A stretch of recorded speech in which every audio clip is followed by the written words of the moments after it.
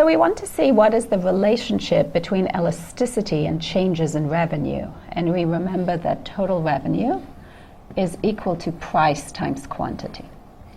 So I will draw two demand curves. The first is going to be a relatively steep demand curve, so a relatively inelastic demand curve. And the second demand curve is going to be a relatively horizontal demand curve or a relatively elastic demand curve. And I'll call this one D prime, and I'll call this one D. They both intersect at the same point. So let's think of this as the original price, P0, and this is the original quantity, Q0. And we can calculate the total revenue. The total revenue at this price is just price times quantity, or it's this rectangle here. So we have this black rectangle here, and that is our original total revenue. So my question is, what will happen to revenues as price falls? So we know that originally we started off with the total revenue being this area here, where we have P0 times Q0. And the question is, what happens if this price drops? So let's lower the price. Suppose for some reason there's a sale on and the price drops to P1. And I'm going to draw this P1 right here. This is my new price. And indeed, we can see that the price has fallen. In both demand curves, we will have an increase in the quantity demanded because both demand curves are downward sloping. But the change in the quantity is quite different between these two demand curves. With the less elastic demand curve, we see that the quantity demanded increases, but it increases relatively little. With the more elastic demand curve, we can see that the quantity demand increases and increases by quite a lot. What does this mean in terms of the total revenue? Let's calculate what happened to the total revenue with the inelastic demand curve, and we'll compare that change in revenue to the change in revenue that we get with an elastic demand curve. So let's start with the total revenue that we get with the inelastic demand curve as we lower the price and quantity increases. Our new total revenue is equal to the new price, P1, times the new quantity, Q1. So it's this rectangle here. And let me go ahead and mark it with a serrated line, just so we can distinguish it clearly. It is this rectangle here. And we can see that two things have happened. First of all, we've lost a certain area because the price is lower.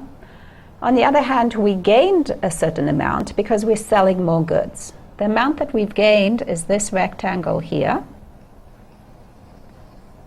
And though we did gain something, at least eyeballing it to me, it looks like this rectangle is smaller than what we've lost by giving a discount.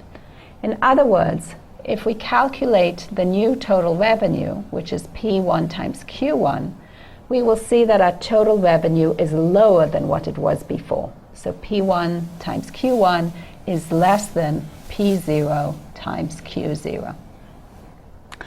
Let's do a similar thing with the elastic demand curve. With the elastic demand curve, the same change in price has led to a much larger change in quantity. So if I go ahead and I calculate the total revenue with this elastic demand curve, I get this much bigger area here. Again, I'll go ahead and serrate it so we can see it clearly. And we can see that this area is really quite significant. In this case, too, we have lost some money because we've given discount on the previous units, so we're losing, right, this little rectangle here. On the other hand, we've gained a tremendous amount by selling more units. We've gained, let me go ahead and mark this area off, we've gained all this area by going ahead and selling more units. Because the demand curve is elastic, the same change in price caused a much bigger change in quantity. We can see that in this case, as we lowered the price, total revenue increased. So if we go ahead and we calculate P1 times Q1 prime, we get that it's greater than our original revenue of P0 times Q0. In other words, there's a relationship here between elasticity of demand and changes in revenue. As we lower the price, if demand is inelastic, total revenue will fall. On the other hand, as we lower the price, if demand is elastic, revenue is going to increase. So why does this imply that when we have a holiday coming up, firms should actually put their goods on sale? I will argue that during the holiday period or before the holidays, when people are looking for gifts to buy for their loved ones, they're looking for not a specific gift, but just to buy something, to buy a gift. And in that case, there are many possible substitutes, right? You could buy your mother-in-law a scarf, or you could buy your mother-in-law a jacket, or you could buy your mother-in-law a box of chocolates. And because there are so many substitutes available, that means that demand is going to be relatively elastic. And indeed, if demand is relatively elastic, having a sale makes sense because you are going to lower the price and your revenues are going to increase.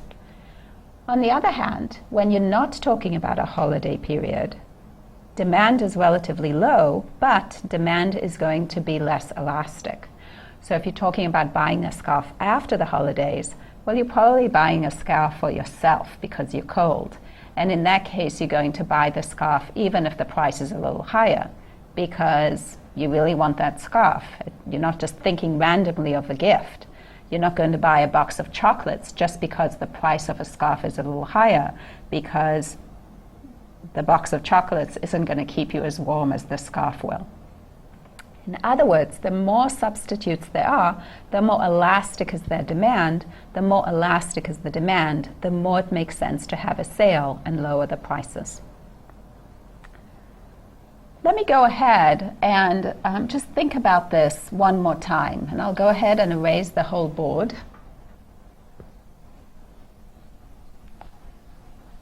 And I'm going to do the same type of analysis, except for this time I want us to think about a movement along the same demand curve and what happens to total revenue. I'm going to draw two graphs, one underneath each other. The top graph, I'm going to draw a demand curve.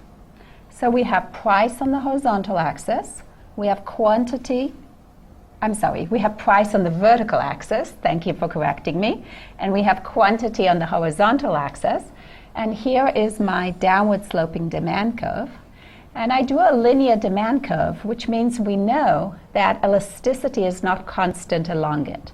There's a region, a top region, where the demand is elastic, or elasticity of demand is greater than 1. And there's a region where the demand is inelastic. In other words, elasticity of demand is less than 1. Below this graph, I'm going to draw a graph of total revenue. So let's think what are on the axes here. On the horizontal axis, I'm also going to draw quantity. And on the vertical axis, I'm going to measure dollars, because here I'm measuring my total revenue, which is price times quantity. Right? And quantity is measured in units, but the price is in dollars. So price times quantity, we're going to measure that in dollars. Let's think about the shape of the total revenue curve. Let's think of two extremes. So one extreme is this point here, point A. This is a point where the price is very high, but the quantity demanded is 0. So price times quantity is, of course, 0 as well. So my total revenue curve starts from here. Let's think about this extreme point. Call this point point B. At this point, consumers are purchasing a whole bunch of this good, but they're purchasing it at a price of 0. So in this case also, total revenue is going to be 0. So this is point A. And this is point B. What happens in between these points? Well, as long as demand is elastic, so for this whole region here, as price goes down, total revenue will be increasing.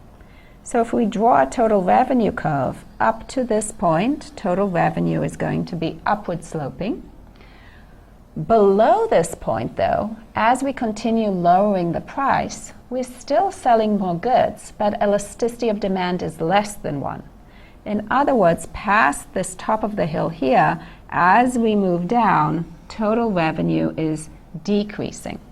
So when we draw our total revenue curve, if our demand curve is a straight line, it will look something like this. I want you to remember this graph. It's very helpful when we try to interpret a specific example. It's nice to think about the linear demand curve and the total revenue curve underneath it. It helps us think about what happens when price falls as we move down this axis, and therefore quantity increases. We can think of ourselves as walking along this curve in this direction. But I also want us to be able to use this graph in the opposite way. So let me do that here in green. As we increase the price, quantity will be decreasing. And you can think of walking along the same graph, but in the opposite direction, in this direction here. So think about these two graphs as you do this week's assignment.